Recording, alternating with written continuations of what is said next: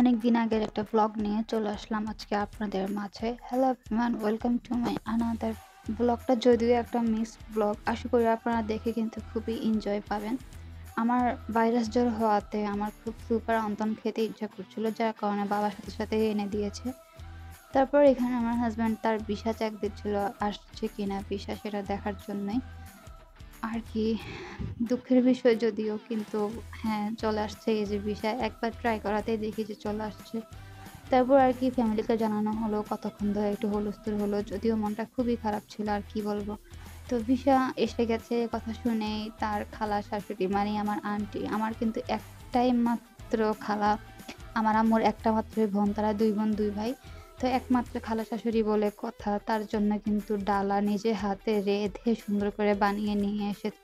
আমি তো আমার খালার মেয়ের মতোই, তাই না? যেহেতু বড় মেয়ের জামাই বলে কথা, তো একটু তো আদর আপ্যায়ন করা লাগবেই। তো ডালা এনেই কিন্তু আমার খালা শান্ত হয় নাই। আসার সময় কিন্তু আবার সুন্দর করে শর্ট প্যান্টও নিয়ে এসেছিল।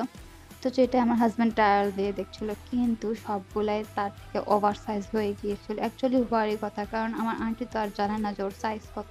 তো আর কি সুন্দর করে ও একটু লজ্জা পাচ্ছিল যে এটা কিভাবে গিয়ে বলবে আন্টিকে। তখন আমি ওকে জোর করে ঠেলে রুম থেকে বাইর করলাম যে তুমি গিয়ে বলো, আন্টি তো আগেই বলেছে যে ওভার সাইজ হলে আন্টিকে যেন বলে, বা ছোট হলেও যেন আন্টিকে জানানো হয়, তাহলে আবার গিয়ে চেঞ্জ করে নিয়ে আসবে।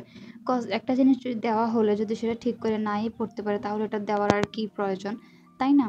তো আর কি এই যে মেয়ের জামাই আর খালা শাশুড়ি মিলে সুন্দর করে আবার বের হয়ে চলে গেল ড্রেসটাকে চেঞ্জ করার। আসলে বলতে গেলে একটা বিবাহিত মেয়ের জীবনে কিন্তু এই সময়গুলাই খুবই সুন্দর এবং স্মৃতিময় একটা সময়, যে সময়টাতে তার হাজব্যান্ডকে সবাই প্রাধান্য দিবে, ভালোবাসবে। আর এটা তো রোজকার দিনের একটা ডিউটি হয়ে গিয়েছে। আমার বাবা সবসময় আমার হাজব্যান্ডকে বসে এভাবে বুঝায় তার জীবনে কোনটা ভালো হবে, কোনটা খারাপ হবে, সেই জিনিসটা বুঝায়। অ্যাকচুয়ালি আমি ভয়েস ওভার দিতে পারছি না, মানে আমি খুবই ইমোশন হয়ে যাচ্ছি। আমি যখন দেখি আমার বাবা আমার হাজব্যান্ডকে নিজের ছেলের মতো দেখে, এত কেয়ার করে, এত ভালোবাসে।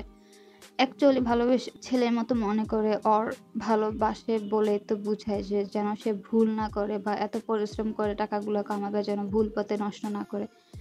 আমার কাছে এই জিনিসগুলো খুবই ইমোশনাল পার্ট লাগে যে বাবা কি সুন্দর করে আমার হাসব্যান্ডকে বুঝাচ্ছে।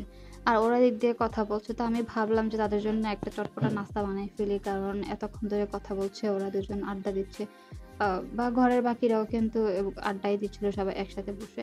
তো আমি ভাবলাম যে ঠিক আছে, আমি সবার জন্য নাস্তা বানিয়ে ফেলি। নাস্তা বানিয়ে খাওয়ার একটা মজাদার নাস্তা খেতে খেতে গল্প করতে কিন্তু খুবই ভালো লাগে। অ্যাকচুয়ালি বিকালবেলা এনি টাইপ এরকম মশলাদার নাস্তা খেতে কিন্তু যে কেউ পছন্দ করবে। তা আমি এখানে বসে চিকেন চিজ বল বানিয়ে ফেলছিলাম।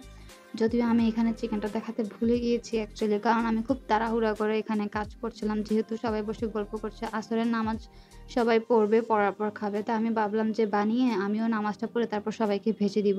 তো যার কারণে আমি একটু তাড়াহুড়া করতে গিয়ে এই মিস্টেকটা করে ফেলেছি। আর সে যখন দেশের বাইরে চলে যাবে, আই মিন অ্যাব্রড চলে যাবে, তখন আমি মানে কিভাবে এই সময়গুলো ভুলে থাকবো। দেখেন আমি জাস্ট ভাজাও শেষ করিনি, সে এসে হাজির, বলছিল যে অনেক সুন্দর ঘ্রাণ বেরোচ্ছে, কি রান্না করতেছো? আর আমি বললাম যে রান্না করতেছি না, আমি একটা নাস্তা বানাচ্ছিলাম। পরে ও বলছিল ঠিক আছে আমাকে একটু দাও, আমি একটু খেয়ে দেখি। সে একদম তুলে গরম গরম খেয়ে এনেছিল। সো মানে এই জিনিসগুলো ভুলার মতো না। তো আর কি নাস্তা বানালাম, সবাই মিলে আবার গল্পগুজব শুরু করে দিলাম। তো এই ছিল আমার আজকের ভিডিওটা। ভালো লেগে থাকলে লাইক, কমেন্ট এবং শেয়ার করে আমার পাশে থাকবেন।